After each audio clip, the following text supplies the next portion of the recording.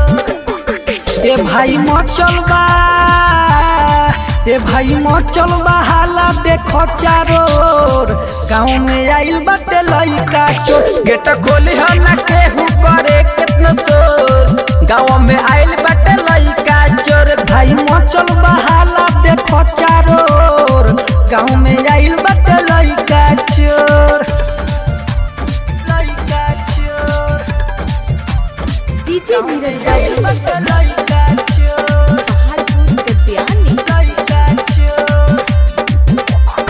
पागल के जैसे हो भेसो बनैले बा काढ़ी के किडनी सब झोला में धइले बा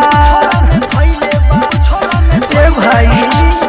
पागल के जैसे हो भेसो बनैले बा काढ़ी के किडनी सब झोला में धइले बा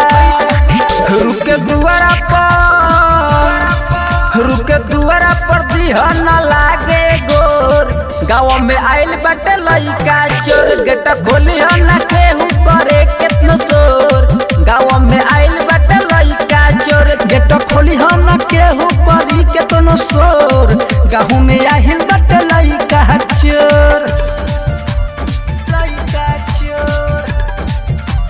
डीजे नीरज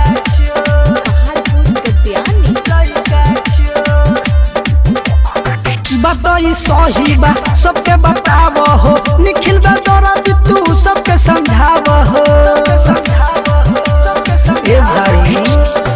बताई सही बा सबके बताव हो निखिल बा दर्द तू सबके समझाव हो